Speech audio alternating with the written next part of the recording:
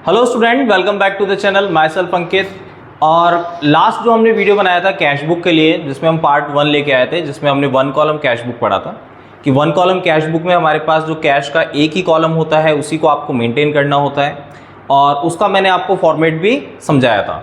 और आज हम लेके आए हैं कैश बुक का जो हमारा सेकेंड पार्ट है, जिसमें हम आज क्या पढ़ेंगे, 2 कॉलम कैश बुक। अब 2 कॉलम कैश बुक अगर आपको अच्छे से समझनी है तो first of all you have to know the balance of bank.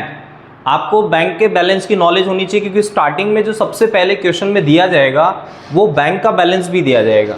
अब हमने ये तो पढ़ लिया था सर, कैश बुक में हमेशा डेबिट बैलेंस ज़्यादा होता है कंपेयर टू क्रेडिट, मतलब डेबिट बैलेंस हमेशा ज़्यादा होगा क्रेडिट के कंपेरिजन में। लेकिन कैश बुक में जब 2 कॉलम कैश बुक आएगा तो उसमें हमारे पास एक बैंक कॉलम भी आता है, और बैंक कॉलम जो है हमारा, तो उसमें हमारा बैलेंस डेबिट भी हो सकता है और क्रेडिट भी हो सकता है। तो हमें इस चीज का ध्यान रखना है कि सर डेबिट और क्रेडिट इसमें क्या डिफरेंस है। देखिए, जो बैंक बैलेंस की बात हो रही है, बैंक बैलेंस हमारे दोनों हो सकते हैं सर। बैंक बैलेंस आपका डेबिट भी हो सकता है और बैंक बैलेंस आपका क्रेडिट भी हो सकता है। क्वेश्चन में आपको कोई सा भी बैलेंस दे देगा, या तो डेबिट दे देगा या फिर क्रेडिट दे देगा। अब डेबिट देगा तो उसकी पहचान क्या है, हम उसको आइडेंटिफाई कैसे करेंगे कि सर ये हमारा डेबिट बैलेंस है। तो डेबिट बैलेंस के लिए आपको देगा कैश एट बैंक, ओके, या फिर डिपॉजिट इनटू बैंक, और या फिर ओपन ए बैंक अकाउंट। तो आपको ये 3 पॉइंट दे सकता है, ठीक है। या तो आपने बैंक में खाता खुलवाया, या फिर आपने बैंक में पैसे जमा कराए, या फिर आपके पास ओपनिंग बैलेंस जो आपके पास लास्ट मंथ का या लास्ट वीक का बैलेंस है उसको आपको कैरी करना है, ठीक है। और क्रेडिट बैलेंस में हमारे पास एक ही ऑप्शन होता है, बैंक ओवरड्राफ्ट। तो क्रेडिट में हमारे पास एक ही चीज होती है, तो बैंक ओवरड्राफ्ट अगर आपको देगा तो इट मींस आपको समझना है कि जो आपका बैंक का बैलेंस है वो क्रेडिट है, मतलब इसको हम नेगेटिव बैलेंस भी बोलते हैं। तो बैंक में हमारा नेगेटिव बैलेंस हो सकता है, यस हो सकता है। इसको हम क्रेडिट बैलेंस भी बोल सकते हैं, इसको हम ओवरड्राफ्ट भी बोल सकते हैं, ठीक है। तो आपको इसको रिप्रेजेंट कैसे करना है, जब आप इसका फॉर्मेट प्रिपेयर करेंगे,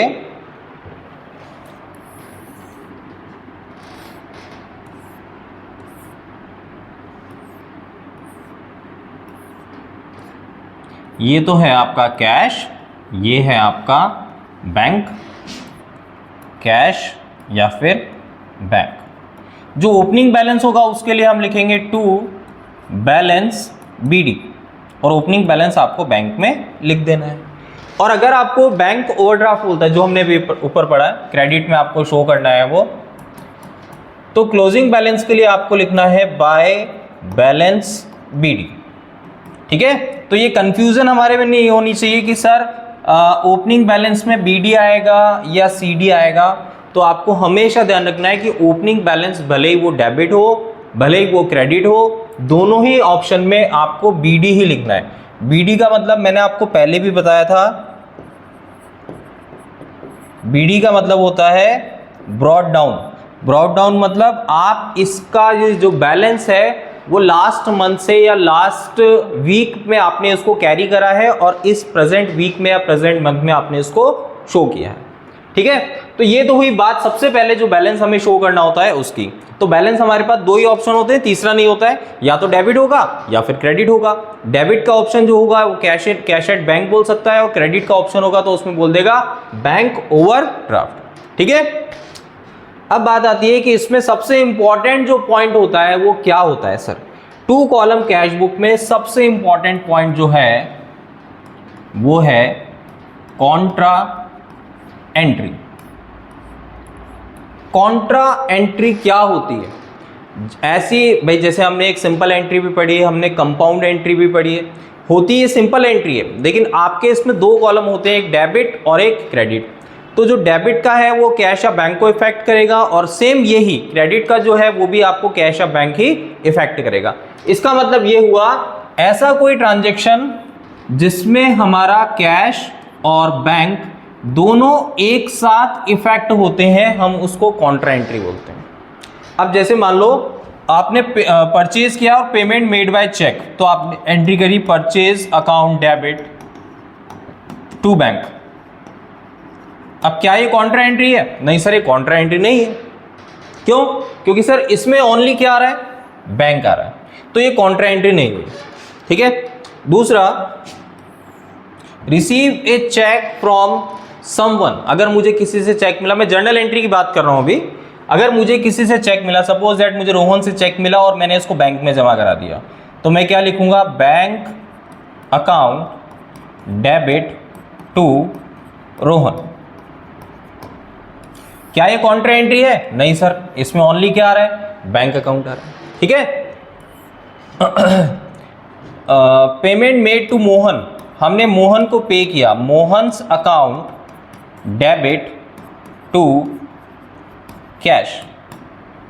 यहां पर अपन को ये ध्यान रखना है, जो कैश है, अब इसमें भी कैश आ रहा है, बैंक तो आ ही नहीं रहा, तो कैश या बैंक जो भी आ रहा है इसमें आपके पास कॉन्ट्रा एंट्री नहीं बनेगी। आपको बस ये ध्यान रखना है कि कॉन्ट्रा एंट्री के लिए दोनों अकाउंट कंपलसरी होनी चाहिए। सिर्फ एक ही अकाउंट अगर इफेक्ट हो रहा है या एक ही अकाउंट आप रिप्रेजेंट कर रहे हैं तो उसको हम कॉन्ट्रा एंट्री नहीं बोलते हैं। ठीक है। तो कोई भी कैश या बैंक अगर आ जाए तो आपको डायरेक्ट ये नहीं सोचना है सर ये तो कॉन्ट्रा एंट्री है। कॉन्ट्रा एंट्री वही होगी जिसमें कैश और बैंक दोनों अकाउंट एक साथ इफेक्ट होते हैं। अब हम पढ़ते हैं कि कॉन्ट्रा एंट्री कितने टाइप की होती है और कौन कौन सी होती है। देखिए, कॉन्ट्रा एंट्री हमारी मेनली तीन ही होती है। फर्स्ट, ओपन ए बैंक अकाउंट। सेकंड है आपकी डिपॉजिट इनटू बैंक, और लास्ट है विड्रॉल फ्रॉम बैंक। बस ये ध्यान रखना, फॉर ऑफिस यूज। ये तीन आपको याद रखनी है। ठीक है बच्चों। या तो आपने बैंक में एक अकाउंट ओपन करवाया है, या फिर आपने बैंक में पैसा जमा करा है, या फिर आपने बैंक से पैसा ऑफिस पर्पस के लिए या ऑफिस यूज के लिए विड्रॉल किया है।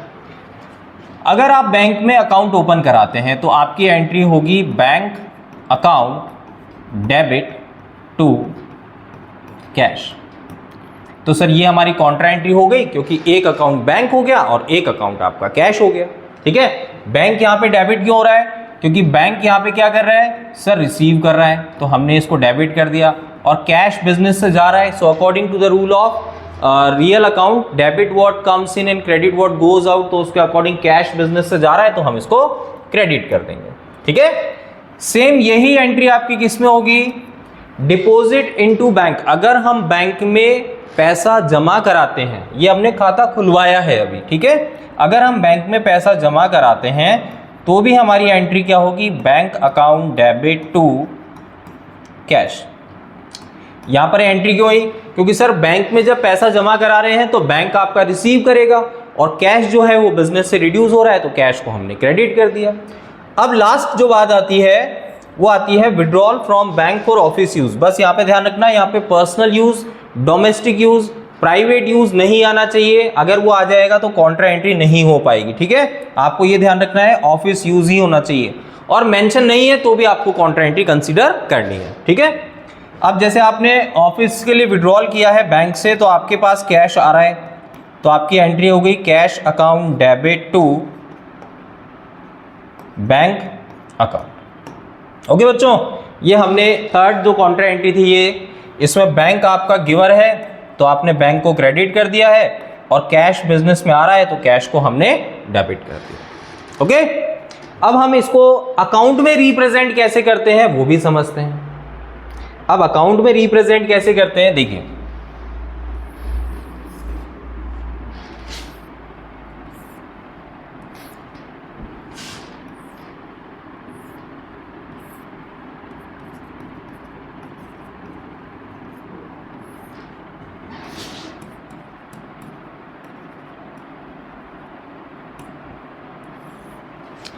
फर्स्ट अपन ट्रांजेक्शन लेते हैं जो हमारी कॉन्ट्रा एंट्री, उसमें फर्स्ट था हमारा ओपन ए बैंक अकाउंट, अगर हम बैंक में अकाउंट ओपन कराते हैं, सपोज दैट 5000 ले लेता हूं मैं, तो बैंक में मैंने अकाउंट ओपन करवाया है, ठीक है।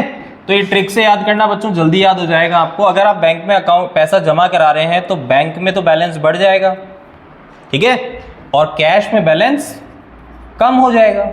तो बैंक में बढ़ रहा है, ये कॉलम कौन सा है ये देखना है आपको, कॉलम कौन सा है, बैंक का है, तो आपको इसके सामने क्या लिखना है, टू कैश।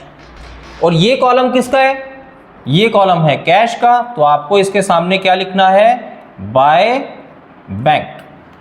ये एक शॉर्ट ट्रिक होती है जल्दी समझने की, ठीक है। अगर हमने बैंक में पैसा जमा कराया है तो भी आपका सेम ही होगा।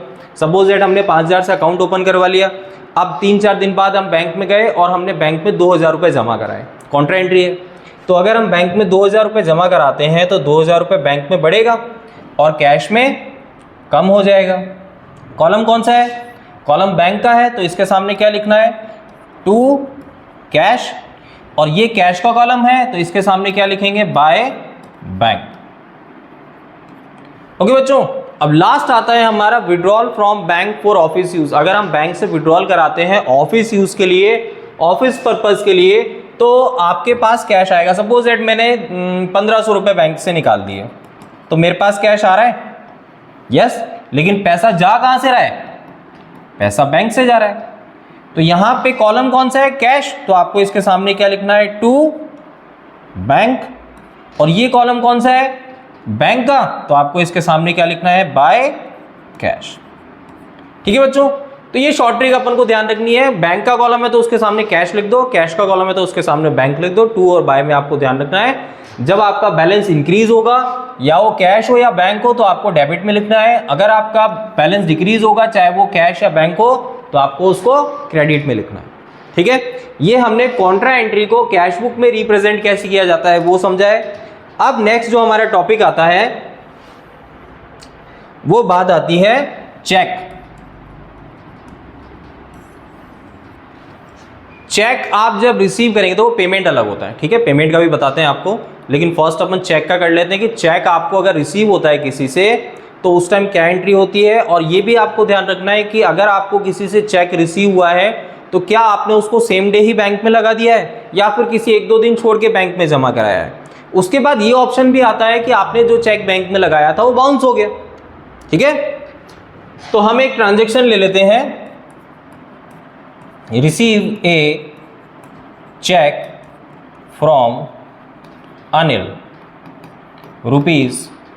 ₹7,000। ठीक है, और एक डेट ले लेते हैं यहाँ पे 2 अप्रैल। ठीक है बच्चों, मतलब 2 अप्रैल को आपको अनिल से एक 7,000 का चेक रिसीव हुआ। अब इसके बाद ये बात होती है कि सर क्वेश्चन में हमें आगे नोटिस करना है कि इसकी इंफॉर्मेशन आगे हमें गिवन है या नहीं है। अगर इसकी कोई भी इंफॉर्मेशन आगे नहीं है, इफ नो इंफॉर्मेशन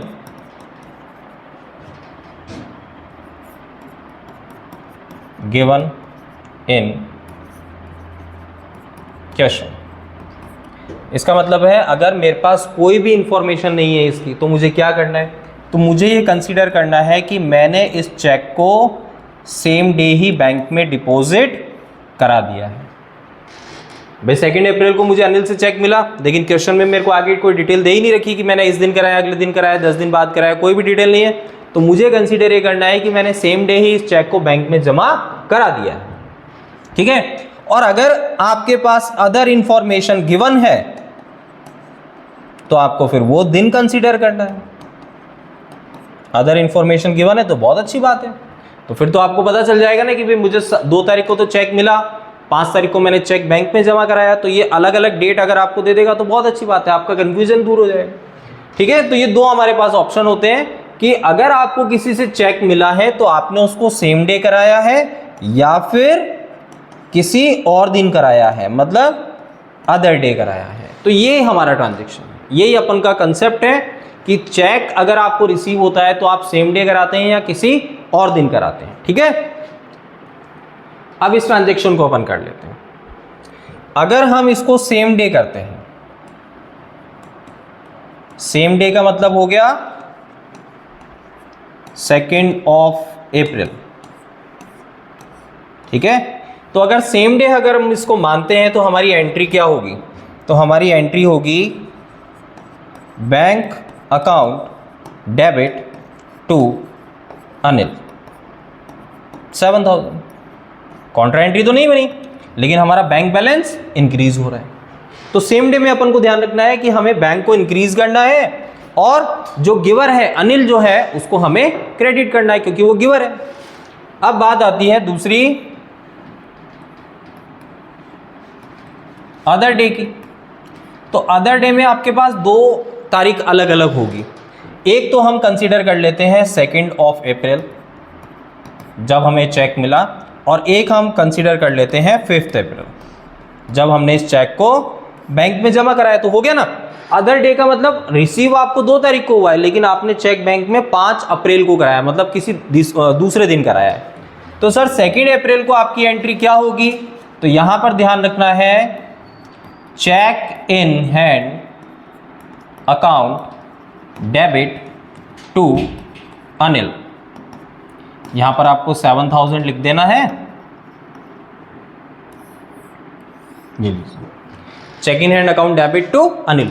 तो अगर आप इसमें नोटिस करेंगे तो इसमें चेक इन हैंड और अनिल 2 अकाउंट आपके इफेक्ट हो रहे हैं। तो ना तो कैश हो रहा है ना बैंक हो रहा है, तो क्या ये कैश बुक में आएगा? नहीं सर, इसकी जर्नल एंट्री तो बनेगी लेकिन ये ट्रांजैक्शन आपकी कैश बुक में नहीं आएगा। क्यों नहीं आएगा? इसका लॉजिक मैंने आपको बता दिया कि सर ना तो इसमें कैश आ रहा है और ना बैंक आ रहा है, तो कैश और बैंक दोनों ही नहीं आ रहे तो एक कैश बुक में आएगा भी नहीं। अब बात आती है किसी और दिन, जैसे 5 तारीख को हमने चेक बैंक में जमा कराया, तो 5 तारीख को आपकी एंट्री क्या होगी? Bank account debit to cheque in hand. इस एंट्री का लॉजिक क्या हुआ? सर बैंक अकाउंट आपका क्या हो रहा है?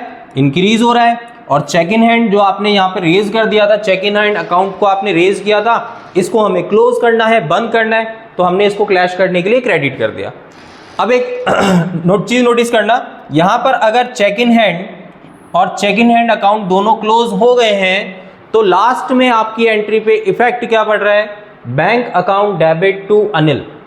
और अगर हम सेम डे देखेंगे तो हमारी एंट्री यही बन रही है, bank account debit to Anil. तो इसका मतलब यही है कि इनडायरेक्टली देखा जाए, भले ही हमने 2 एंट्री बनाई है लेकिन उसका इंपैक्ट जो पड़ेगा वो एक ही पड़ेगा, मीन्स बैंक पे पड़ेगा। ठीक है बच्चों, अब बात आती है कि सर हम इसको कैश बुक में किस तरीके से लिखेंगे। तो कैश बुक में कैसे लिखेंगे वो देखना है अपन को।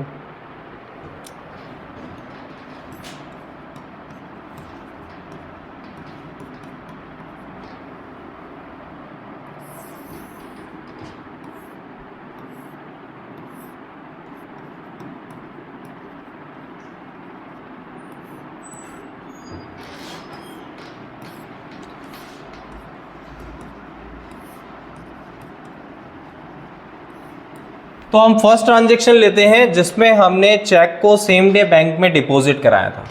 तो अगर आपको किसी से चेक मिला और आपने इस चेक को सेम डे बैंक में डिपॉजिट करा दिया तो आपने एंट्री क्या करी थी बच्चों? Bank to Anil. तो यहाँ पर आपको लिखना है टू अनिल और सीधा आपका जो अमाउंट आ जाएगा 7,000 का वो बैंक में आ जाएगा। ये हमारा फर्स्ट ट्रांजैक्शन का इफेक्ट हो गया जब हमने सेम डे कंसीडर किया था। ठीक है, अगर हम अदर डे का कंसीडर करते हैं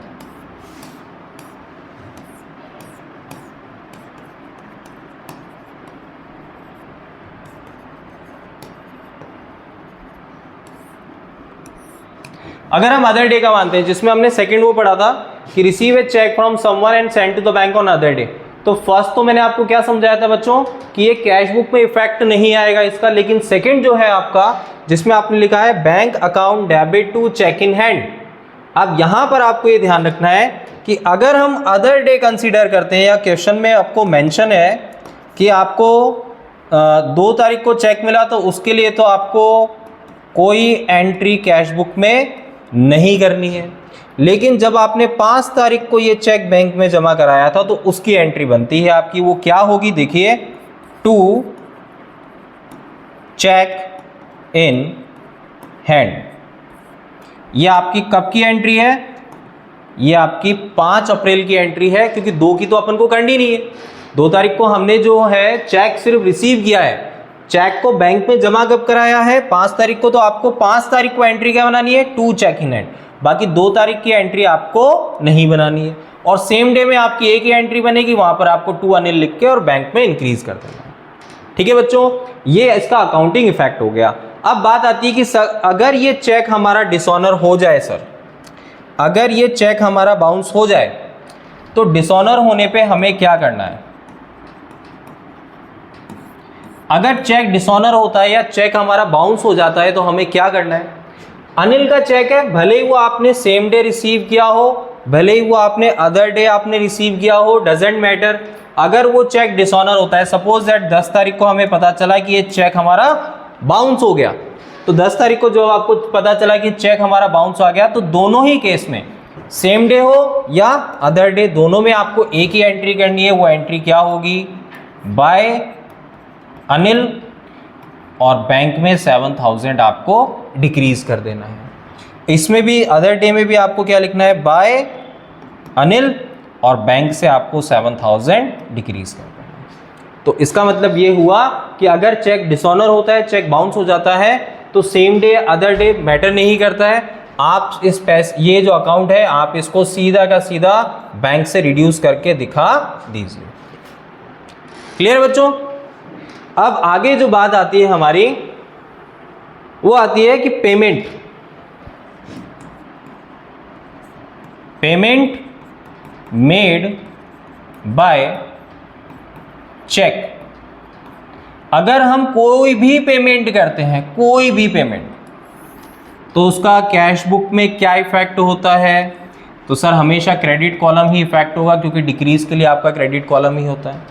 तो जब भी आपका क्रेडिट कॉलम इफेक्ट होगा, जैसे मान लो मैंने परचेज किया, ये आपका हो गया कैश, ये आपका हो गया बैंक। अगर मैंने परचेज किया और पेमेंट चेक से किया, तो मेरे को क्या लिखना है? बाय परचेजेस, जो भी अमाउंट है। मैंने किसी को रेंट पे किया, मेरे को क्या लिखना है? बाय रेंट, जो भी मेरा अमाउंट है। मैंने किसी को सैलरी पे की चेक से, तो मुझे लिखना है बाय सैलरी।